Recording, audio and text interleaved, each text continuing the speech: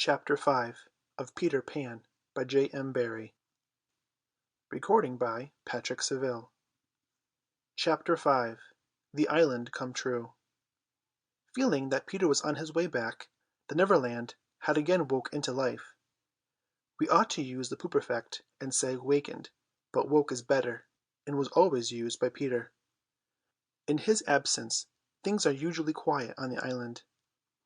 The fairies take an hour longer in the morning, the beasts attend to their young, the redskins feed heavily for 6 days and nights, and when pirates and lost boys meet they merely bite their thumbs at each other. But with the coming of Peter, who hates lethargy, they are under way again, and if you put your ear to the ground now, you will hear the whole island seething with life. On this evening the chief forces of the island were disposed as follows. The lost boys were out looking for Peter, the pirates were out looking for the lost boys, the redskins were out looking for pirates, and the beasts were out looking for the redskins. They were going round and round the island, but they did not meet because all were going at the same rate.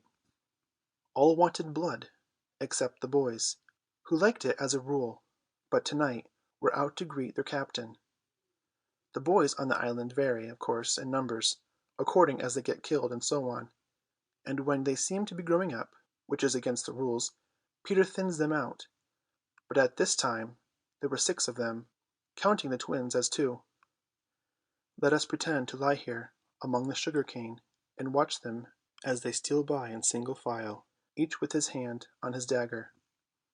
They are forbidden by Peter to look in the least like him, and they wear the skins of the bears slain by themselves, in which they are so round and furry that when they fall they roll, and have therefore become very sure-footed. The first to pass is Tootles, not the least brave, but the most unfortunate of all that gallant band. He had been in fewer adventures than any of them, because the big things constantly happened just when he had stepped round the corner. All would be quiet. He would take the opportunity of going off to gather a few sticks for firewood, and then when he returned the others would be sweeping up the blood. This ill luck had given a gentle melancholy to his countenance, but instead of souring his nature had sweetened it, so that he was quite the humblest of the boys. Poor kind Tootles, there is danger in the air for you to-night. Take care lest an adventure is now offered you, which, if accepted, will plunge you in deepest woe. Tootles, the fairy Tink, who is bent on mischief this night, is looking for a tool for doing her mischief, and she thinks you are the most easily tricked of the boys. 'Ware of Tinker Bell. Would that he could hear us, but we are not really on the island, and he passes by, biting his knuckles. Next comes Nibs, the gay and debonair, followed by Slightly, who cuts whistles out of the trees, and dances ecstatically to his own tunes. Slightly is the most conceited of the boys. He thinks he remembers the days before he was lost, with their manners and customs, and this has given his nose an offensive tilt. Curly is fourth. He is a pickle, and so often has he had to deliver up his person when Peter said sternly, "Stand forth, the one who did this thing," that now, at the command, he stands forth automatically, whether he has done it or not. Footnote: Pickle, a person who gets in pickles predicaments. End footnote. Last come the twins, who cannot be described, because we should be sure to be describing the wrong one. Peter never quite knew what the twins were, and his band were not allowed to know anything he did not know, so these two were always vague about themselves, and did their best to give satisfaction by keeping close together in an apologetic sort of way. The boys vanish into the gloom, and after a pause, but not a long pause, for things go briskly on the island, come the pirates on their track. We hear them before they are seen, and it is always the same dreadful song.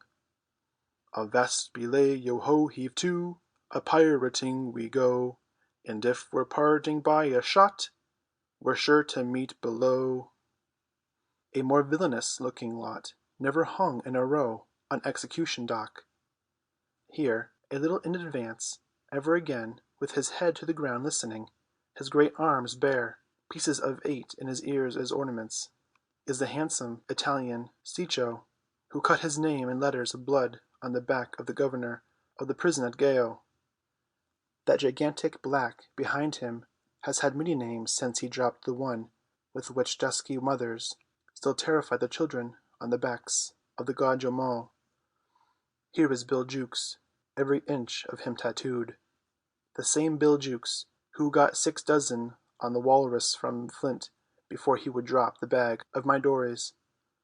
And Cookson, said to be Black Murphy's brother, but this was never proved.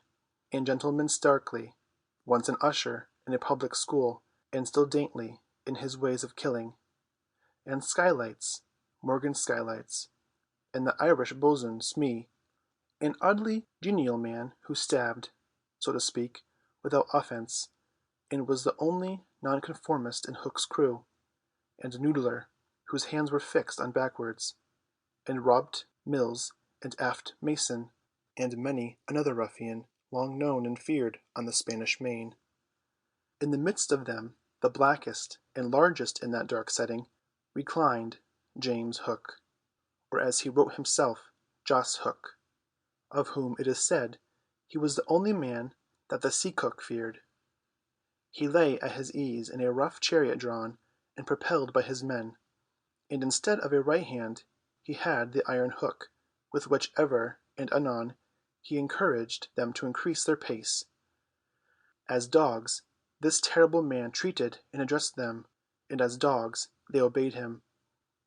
In person he was cadaverous and black-avised, and his hair was dressed in long curls, which at a little distance looked like black candles, and gave a singularly threatening expression to his handsome countenance. Footnote: cadaverous, dead-looking, black-avised, dark-faced. End footnote. His eyes were of the blue of the forget-me-not, and of a profound melancholy, save when he was plunging his hook into you, at which time 2 red spots appeared in them, and lit them up horribly. In manner, something of the grand seigneur still clung to him, so that he even ripped you up with an air, and I have been told that he was a raconteur of repute. Footnote: raconteur, storyteller. End footnote. He was never more sinister than when he was most polite, which is probably the truest test of breeding, and the elegance of his diction, even when he was swearing, no less than the distinction of his demeanour, showed him one of a different cast from his crew. A man of indomitable courage, it was said that the only thing he shied at was the sight of his own blood, which was thick and of an unusual colour. In dress he somewhat abetted the attire associated with the name of Charles II, having heard it said in some earlier period of his career that he bore a strange resemblance to the ill-fated Stuarts, and in his mouth he had a holder of his own contrivance which enabled him to smoke 2 cigars at once, but undoubtedly the grimmest part of him was his iron claw. Let us now kill a pirate, to show Hook's method. Skylights will do. As they pass, Skylights lurches clumsily against him, ruffling his lace collar. The hook shoots forth. There is a tearing sound and one screech. Then the body is kicked aside, and the pirates pass on. He has not even taken the cigars from his mouth. Such is the terrible man against whom Peter Pan is pitted. Which will win? On the trail of the pirates, stealing noiselessly down the war-path, which is not visible to inexperienced eyes, comes the redskins, every one of them with his eyes peeled. They carry tomahawks and knives, and their naked bodies gleam with paint and oil. Strung around them are scalps, of boys as well as of pirates, for these are the Pickaninny tribe, and not to be confused with the softer-hearted Delawares or the Hurons. In the van, on all fours, is the great big little panther, a brave of so many scalps that in his present position they somewhat impede his progress. Bringing up the rear, the place of greatest danger, comes Tiger Lily, proudly erect, a princess in her own right. She is the most beautiful of dusky Dianas, and the belle of the Pekingese, coquettish, cold, and amorous by turns. There is not a brave who would not have the wayward thing to wife, but she staves off the altar with a hatchet. Footnote: Diana, the goddess of the woods. End footnote. Observe how they pass over the fallen twigs without making the slightest noise. The only sound to be heard is their somewhat heavy breathing. The fact is that they are all a little fat just now after a heavy gorging, but in time they will work this off. For the moment, however, it constitutes their chief danger. The redskins disappear as they have come like shadows, and soon their place is taken by the beasts, a great and motley procession, lions, tigers, bears, and the innumerable smaller savage things that flee from them. For every kind of beast, and more particularly all the man-eaters, live cheek by jowl on the favoured island. Their tongues are hanging out. They are hungry to-night. When they have passed, comes the last figure of all, a gigantic crocodile. We shall see for whom she is looking presently. The crocodile passes, but soon the boys appear again, for the procession must continue indefinitely, until one of the parties stops or changes its pace. Then quickly they will be on top of each other. All are keeping a sharp lookout in front, but none suspects that the danger may be creeping up from behind. This shows how real the island was. The first to fall out of the moving circle was the boys. They flung themselves down on the sward, close to their underground home. Footnote: sward, turf. End footnote. "I do wish Peter would come back," every one of them said nervously, though in height, and still more in breadth, they were all larger than their captain. "I am the only one who is not afraid of the pirates," Slightly said, in the tone that prevented his being a general favourite, but perhaps some distant sound disturbed him, for he added hastily, "but I wish he would come back, and tell us whether he has heard anything more about Cinderella." They talked of Cinderella, and Tootles was confident that his mother must have been very like her. It was only in Peter's absence that they could speak of mothers, the subject being forbidden by him as silly. "All I remember about my mother," Nibs told them, "is that she often said to my father, 'Oh, how I wish I had a cheque-book of my own.' I don't know what the cheque-book is, but I should just love to give my mother one." While they talked they heard a distant sound. You or I, not being wild things of the woods, would have heard nothing, but they heard it, and it was the grim song: Yo ho, the pirate's life, the flag of skull and bones, a merry hour, a hempen rope, and hey for Davy Jones. At once the lost boys, but where were they? They are no longer there. Rabbits could not have disappeared more quickly. I will tell you where they are, with the exception of Nibs, who has darted away to reconnoitre. They are already in their home under the ground, a very delightful residence, of which we shall see a good deal presently. Footnote: reconnoitre, look around. End footnote. But how have they reached it? For there is no entrance to be seen, not so much as a large stone, which if rolled away would disclose the mouth of a cave. Look closely, however, and you may note that there are here 7 large trees, each with a hole in its hollow trunk as large as a boy. There are 7 entrances to the home under the ground, for which Hook has been searching in vain these many moons. Will he find it to-night? As the pirates advanced, the quick eye of Starkey sighted Nibs disappearing through the wood, and at once his pistol flashed out, but an iron claw grabbed his shoulder. "Captain, let go!" he cried, writhing. Now for the first time we hear the voice of Hook. It was a black voice. "Put back that pistol first," it said threateningly. "It was one of those boys you hate. I could have shot him dead." "Ay, and the sound would have brought Tiger Lily redskins upon us. Do you want to lose your scalp?" "Shall I after him, Captain?" asked pathetic Smee, "and tickle him with Johnny Corkscrew?" Smee had pleasant names for everything, and his cutlass was Johnny Corkscrew, because he wiggled it in the wound. One could mention many lovable traits in Smee. For instance, after killing, it was his spectacles he wiped instead of his weapon. "Johnny's a silent fellow," he reminded Hook. "Not now, Smee," Hook said darkly. "He is only one, and I want to mischief all the 7. Scatter and look for them."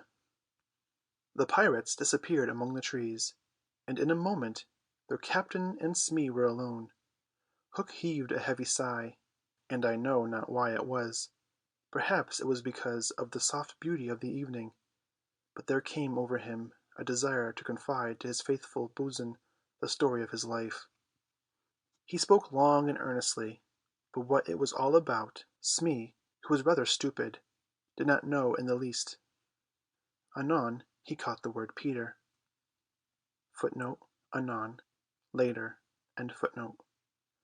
"Most of all," Hook was saying passionately, "I want their captain, Peter Pan. 'Twas he who cut off my arm." He brandished the hook threateningly. "I've waited long to shake his hand with this. Oh, I'll tear him." "And yet," said Smee, "I have often heard you say that Hook was worth a score of hands, for combing the hair and other homely uses." "Ay," the captain answered, "if I was a mother, I would pray to have my children born with this instead of that." And he cast a look of pride upon his iron hand, and one of scorn upon the other. Then again he frowned. "Peter flung my arm," he said, wincing, "to a crocodile that happened to be passing by." "I have often," said Smee, "noticed your strange dread of crocodiles." "Not of crocodiles," Hook corrected him, "but of that one crocodile." He lowered his voice. "It liked my arm so much, Smee, that it has followed me ever since, from sea to sea, from land to land, licking its lips for the rest of me." "In a way," said Smee, "it's sort of a compliment." "I want no such compliments," Hook barked petulantly. "I want Peter Pan, who first gave the brute its taste for me." He sat down on a large mushroom, and now there was a quiver in his voice. "Smee," he said huskily, "that crocodile would have had me before this, but by a lucky chance it swallowed a clock which goes tick, tick, inside it, and so before it can reach me I hear the tick and bolt." He laughed, but in a hollow way. "Some day," said Smee, "the clock will run down, and then he'll get you." Hook wetted his dry lips. "Ay," he said, "that's the fear that haunts me." Since sitting down he had felt curiously warm. "Smee," he said, "this seat is hot." He jumped up. "Odds bobs, hammer and tongs, I'm burning." They examined the mushroom, which was of a size and solidity unknown on the mainland. They tried to pull it up, and it came away at once in their hands, for it had no root. Stranger still, smoke began at once to ascend. The pirates looked at each other. "A chimney!" they both exclaimed. They had indeed discovered the chimney of the home under the ground. It was the custom of the boys to stop it with a mushroom when enemies were in the neighborhood. Not only smoke came out of it, there came also children's voices, for so safe did the boys feel in their hiding place that they were gaily chattering. The pirates listened grimly, and then replaced the mushroom. They looked around them and noted the holes in the 7 trees. "Did you hear them say Peter Pan's from home?" Smee whispered, fidgeting with Johnny Corkscrew. Hook nodded. He stood for a long time lost in thought, and at last a curdling smile lit up his swarthy face. Smee had been waiting for it. "Unrip your plan, Captain." he cried eagerly. "To return to the ship," Hook replied slowly through his teeth, "and cook a large rich cake of a jolly thickness with green sugar on it. There can be but one room below, for there is but one chimney. The silly moles had not the sense to see that they did not need a door apiece. That shows they have no mother. We will leave the cake on the shore of the mermaids' lagoon. These boys are always swimming about there, playing with the mermaids. They will find the cake and they will gobble it up, because having no mother, they don't know how dangerous 'tis to eat rich damp cake." He burst into laughter, not hollow laughter now, but honest laughter. "They will die." Smee had listened with growing admiration. "It's the wickedest, prettiest policy I ever heard of," he cried, and in their exultation they danced and sang, "Avast belay, when I appear, by fear they're overtook. Naught's left upon your bones when you have shaken claws with Hook." They began the verse, but they never finished it, for another sound broke in and stilled them.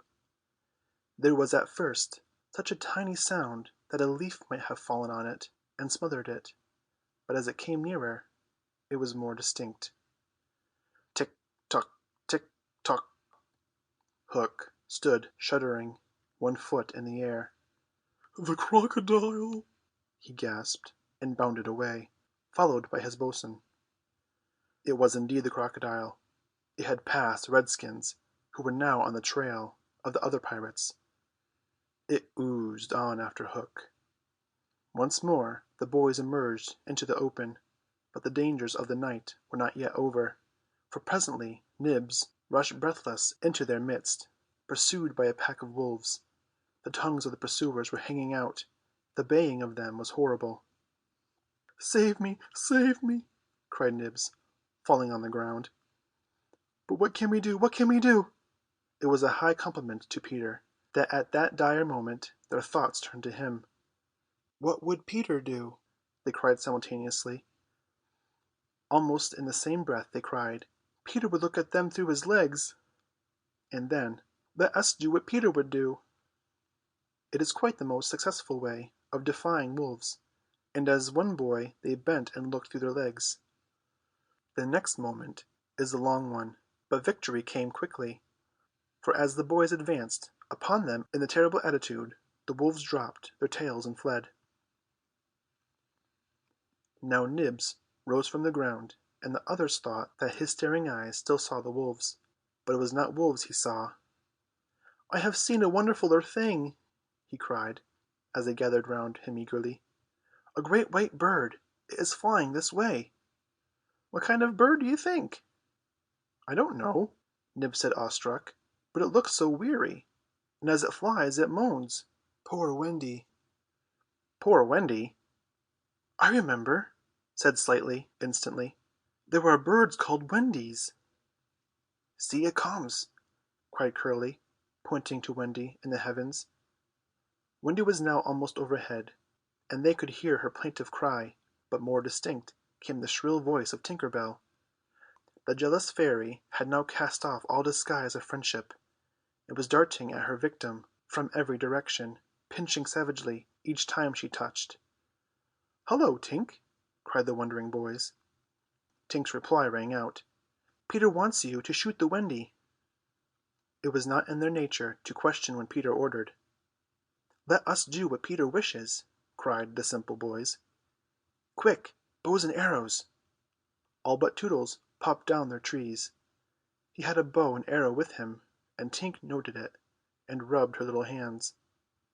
"Quick, Tootles, quick!" she screamed. "Peter will be so pleased." Tootles excitedly fitted the arrow to his bow. "Now out of the way, Tink!" he shouted, and then he fired, and Wendy fluttered to the ground with an arrow in her breast. Chapter 6